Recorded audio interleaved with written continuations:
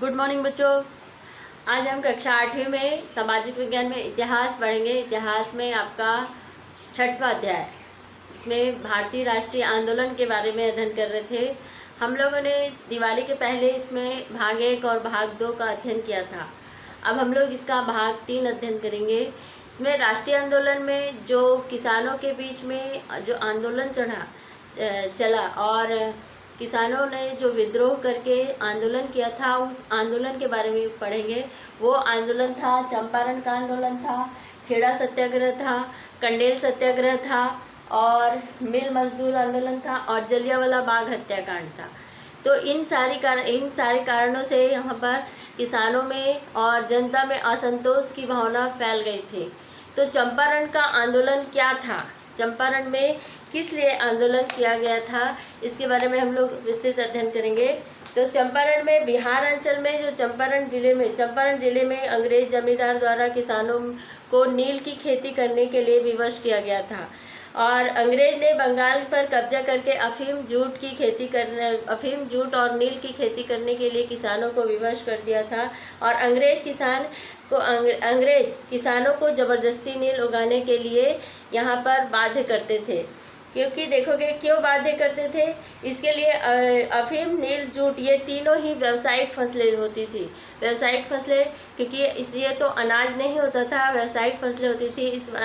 इसका उत्पादन करके वे व्यापार के माध्यम से उसको बेचते थे जमींदार लोग, अंग्रेज लोग। तो किसान जब तक का उसका उत्पादन नहीं करेंगे तब तक का वह उत्पादन नहीं संभव है। इसलिए उन्हें अनाज को नहीं उगाने के लिए कहते थे, बल्कि नील है, जूट है, अफीम की खेती करने के लिए कहा जाता था। और इसका किसानों के लिए कोई भी उपयोग नहीं होता था। इन्हें बाजार में या फिर अंग्रेज जमींदार को बेच देते थे और अफीम का इस्तेमाल नशे के लिए किया जाता था। और उस वक्त अंग्रेजी व्यापारी इसमें चीन में जाकर इसे बेचते थे। अफीम का उपयोग सबसे ज़्यादा चीन में किया जाता था, इसीलिए जमींदारों के माध्यम से वो अंग्रेज़ों को बेच दिया जाता था और अंग्रेज इसे चीन में ले जाकर वो कई गुना दाम में उसको बेचते थे और लाभ कमाते थे। किंतु हमारे भारतीय किसानों को कोई भी लाभ नहीं होता था। इसमें जो नील था उसमें कोई मुनाफा नहीं होता था। नील का इस्तेमाल कपड़ों को रंगने के लिए किया जाता था और आज हम नील का इस्तेमाल करते हैं, वह एक प्रकार का रसायन पदार्थ होता है। लेकिन सन 1920 में इसकी खेती की जाती थी और उससे कपड़ा रंगा जाता था। आजकल इसकी खेती नहीं की जाती है। जूट के बारे में आप जानते होंगे कि जूट किसके लिए, रस्सी बनाने के लिए, कपड़ा जिसमें बोरे हैं, कपड़े हैं, थैला है आदि बनाने के लिए किया जाता था। तो ये भी एक व्यापारिक फसल के रूप में काम आता था। इससे किसानों को कोई भी लाभ नहीं होता था।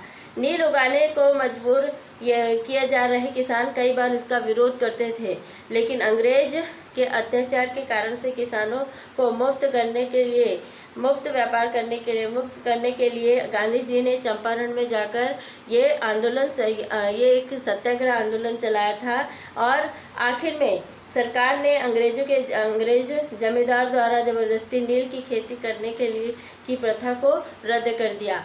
इसमें जो चंपारण में जो नील की खेती करने के लिए किसानों को विवश किया जाता था, जिससे किसानों को कोई भी मुनाफा नहीं होता था, जिसमें किसानों ने अंग्रेज़ों का डटकर विरोध भी किया था, उसके विद्रोह किया था और उसी के चलते गांधी जी ने इसका नेतृत्व करके इसमें एक सत्याग्रह आंदोलन चलाया था, जिससे सरकार को ये जो नील की खेती करने के लिए कहा जाता था उसे रद्द करना पड़ा। तो इतिहास में इसे हम चंपारण सत्याग्रह के नाम से जानते हैं। अब देखते हैं खेड़ा सत्याग्रह। खेड़ा सत्याग्रह क्या है, इसमें देखेंगे गुजरात में खेड़ा जिले पर अकाल पड़ा था। उस समय अकाल पड़ा और प्लेग भी फैल गया था। फलस्वरूप लगान चुकाना किसानों के लिए बहुत अधिक मुश्किल हो गया था, असंभव के समान था और खेड़ा जिले में लगानबंदी के लिए आंदोलन हुआ था और गांधी जी के नेतृत्व में किसानों ने आंदोलन किया था। इसे ही हम खेड़ा सत्याग्रह के नाम से जानते हैं।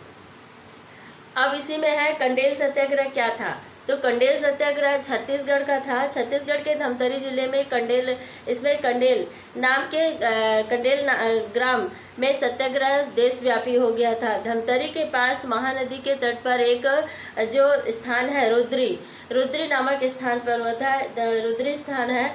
तथा माडमसिल्ली में यहाँ इसी नदी पर बांध बनाने के लिए अंग्रेजों ने बांध बनाया गया था। इससे नहर निकाली गई थी जिस पर सरकार नहर कर वसूल करती थी। ये धमतरी जिले में जो कंडेल ग्राम है उसी में वहाँ पर जो महानदी है रुद्री नामक स्थान पर महानदी, और इसी में देखेंगे यहाँ पर बांध बनाने के लिए किसानों से कर वसूल करना था और बांध बनाकर नहर निकाला गया था और वो नहर का पानी किसानों को दिया जाता था, लेकिन जाना था, किंतु किसान इसमें जो अंग्रेज़ों ने जो कर लगाया था वो बहुत अधिक मात्रा में था।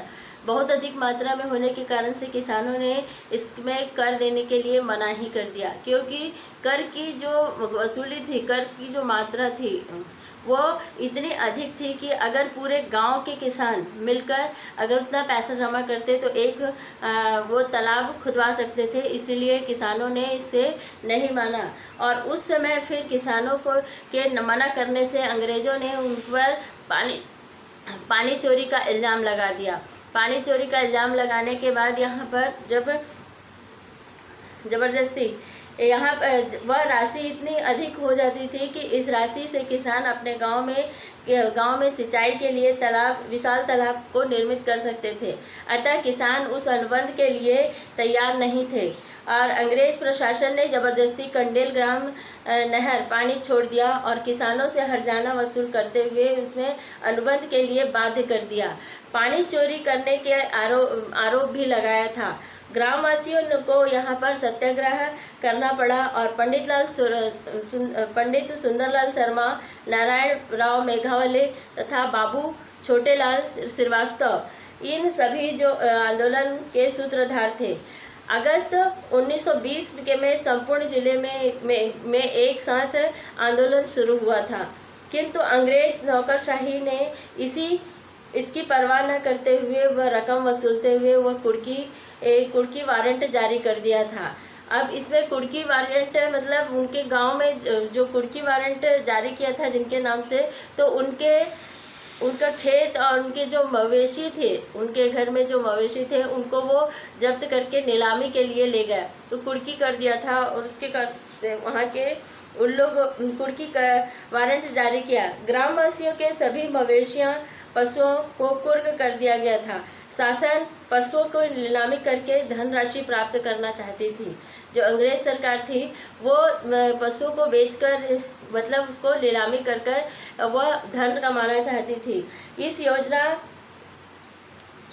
योजना बनाने लगी। बाजार के दिन में यह गांव-गांव में पशुओं की नीलामी हेतु ले जाया जाता था। हर गांव में बोली लगाना तो दूर ग्रामवासी वहां पर पशुओं के नज़दीक तक नहीं जाते थे और जनता ने राष्ट्रीय चेतना इस समय जनता में राष्ट्रीय चेतना आ गई थी और इसीलिए शासन को इस पर भारी निराशा हुई थी। कंडेल ग्राम में यह सत्याग्रह 5 महीने तक का चला था। अतः गांधी जी से इस आंदोलन के नेतृत्व में आग्रह किया गया कि उन्होंने स्वीकार कर लिया और नागपुर में होने वाले कांग्रेस अधिवेशन के समय में छत्तीसगढ़ के कंडेल ग्राम में आने का समय दिया था। इसी समय देखेंगे इस मध्य रायपुर सिटी डिप्टी का इसमें कमिश्नर ने जांच पड़ताल की और उस समय देखेंगे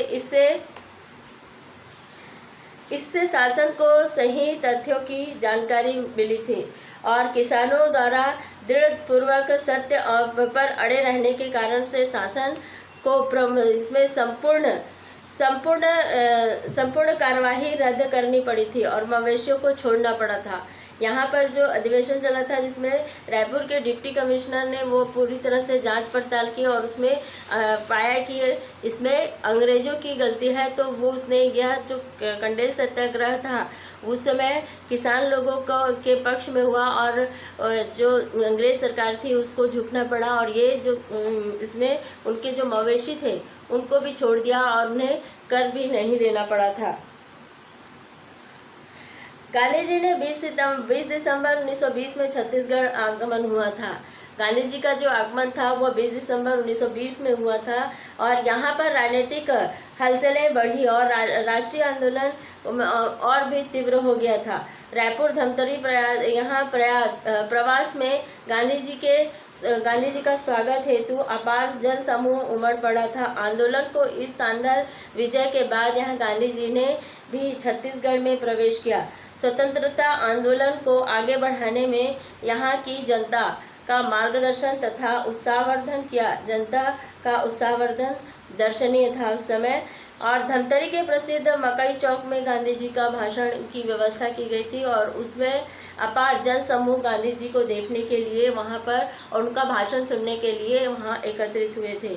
खुली कार में से लेकर यहाँ मुख्य द्वार तक का पहुँचे, किंतु अपार भीड़ के कारण से अपार जन समूह के कारण वहाँ गांधी जी को मंच तक पहुँचने में असमर्थ थे। अतः अब यहाँ पर पास के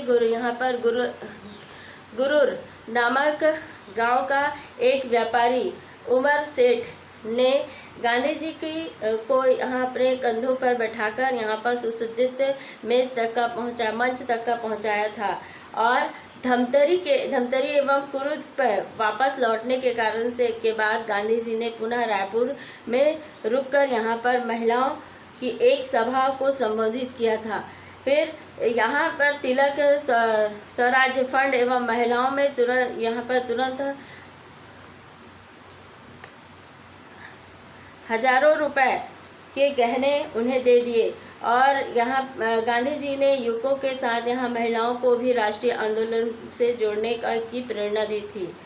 ये यहाँ पर एक तो था कि यहाँ गांधी जी के नेतृत्व में यहाँ आए और लोगों ने जो भाषण सुना और उसके बाद यहाँ पर की जनता में जो महिलाएं थी उन लोगों ने भी जन आंदोलन में भाग लेने के लिए अपने गहने को तक का वो गांधी जी को समर्पित कर दिए थे ताकि यहाँ पर उनके लिए व्यवस्थित अस्त्र शस्त्र का इंतजाम हो सके।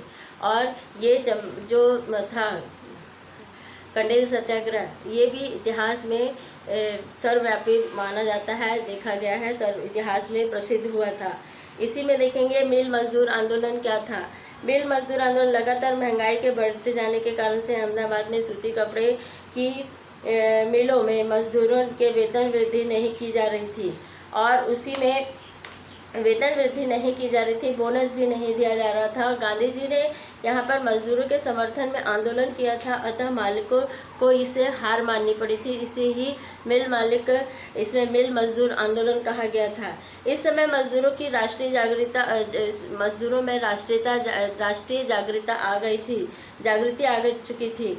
अतः 1908 में यहाँ पर बाल गंगाधर तिलक की गिरफ्तारी के विरोध में यहाँ मुंबई में मजदूरों ने हड़ताल कर दी और 1917 में रूस की क्रांति के सफलता के कारण से भारत में भी मजदूर संगठनों की स्थापना की गई थी, क्योंकि 1917 में यहाँ पर रूस में की क्रांति हुई थी और रूस को एक स्वतंत्र राष्ट्र घोषित कर दिया गया था। और वो स्वतंत्र राष्ट्र को देखते हुए भारत में जितने भी जन समूह थे, चाहे वह किसान हो चाहे और आम जनता हो, सभी के मन में ये राष्ट्रीयता की भावना जागृत हो गई थी।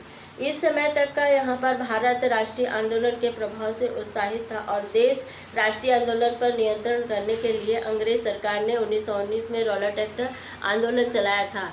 ये रॉलेट एक्ट आंदोलन क्या था? इसमें रॉलेट एक्ट आंदोलन एक प्रकार का, इसे हम इतिहास में काला कानून के नाम से जानते हैं, क्योंकि ये जो रॉलेट एक्ट कानून था इसमें एक नियम दिया गया था कि जो भी भारतीय नारा लगाते पाया गया तो उसे जेल में बंद कर दिया जाएगा, बिना उसके अपराध बताए ही उसे जेल में बंद कर दिया जाएगा। इसे रॉलेट एक्ट आंदोलन कहा गया था। ये रॉलेट एक्ट आंदोलन से ही यहाँ पर जलियांवाला बाग हत्याकांड आया है। ये जलियांवाला बाग हत्याकांड हम किसे कहते हैं, जो भारतीय राष्ट्रीय इतिहास में प्रमुख माना जाता है। इसमें देखेंगे जलियांवाला बाग हत्याकांड, इसमें अमृतसर में हुआ था ये जलियांवाला बाग हत्याकांड। रॉलेट एक्ट के विरुद्ध सत्याग्रह आंदोलन में पंजाब में अधिक उग्र रूप धारण कर लिया था। पंजाब में अधिक उग्र रूप धारण कर लिया था और सरकार के दमन चक्र को सरकार का जो दमन चक्र था वो बहुत तेजी से हो रहा था। राष्ट्रवादी नेता जिसमें सत्यपाल और सैफुद्दीन किचलू दोनों ही गिरफ्तार हो गए थे। इनके विरुद्ध ही अमृतसर के जलियांवाला बाग में एक विशाल सभा का आयोजन किया गया था। ये विशाल सभा शांति सभा था जिसमें कोई भी व्यक्ति अस्त्र लेकर नहीं गया और यहाँ पर शांति सभा का आयोजन किया गया था जिसमें सारे लोगों ने समान रूप से भाग लिया। समान रूप से भाग लेने के लिए इसमें बच्चे, बूढ़े, जवान, स्त्री, पुरुष सारे लोगों ने उसमें भाग लिया था जलियांवाले बाग में। और ये जो था स्थान, ये एक बड़ा सा चारों तरफ से दीवार था और जाने के लिए एक छोटी सी गली बस थी इस क्षेत्र में। और उसी समय जनरल डायर जो अंग्रेजी अफसर थे, जनरल डायर को पता चला कि यहाँ पर शांति सभा का आयोजन किया गया है, तो उसने वहाँ पर पहुंचकर गोली चलाने का आदेश दे दिया, जिसके कारण से यहाँ पर कई सारे लोग घायल हो गए थे। हजारों लोग घायल हो गए और लगभग 1000 से ज़्यादा लोग मारे गए थे, जो भारतीय इतिहास में आज भी मतलब प्रसिद्ध है। और क्योंकि ये पंजाब में अमृतसर के क्षेत्र में था और उस दिन उन लोगों का जो त्यौहार था, वो त्यौहार के कारण से वो दिन माना जाता है 13 अप्रैल को। 13 अप्रैल में ये जलियांवाला बाग हत्याकांड हुआ था 1919 में। तो ये प्रसिद्ध है, ये राष्ट्रीय आंदोलन के नाम से जाना जाता है। आज भी वो वहाँ पर अमृतसर के जलियांवाले बाग स्थान पर गोलियों के जो निशान हैं आज भी हम देख सकते हैं। तो ये राष्ट्रीय आंदोलन के लिए जिन लोगों ने भी अपना बलिदान दिया वो तो सराहनीय है, लेकिन देखते हैं कि ये राष्ट्रीय आंदोलन में बहुत सारे लोग मारे भी गए थे और बहुत सारे लोग इसमें भाग लेकर आगे चलकर अपने भारत देश को स्वतंत्र कराया था। तो बच्चों, आज हम लोग ने इसका तीसरा भाग पढ़ा है। आप ये जो है जिसमें जितने भी सत्याग्रह हैं इसके बारे में आप बहुत अच्छे से अध्ययन करेंगे ताकि आपको अच्छे से समझ में आ जाए। ठीक है, थैंक यू।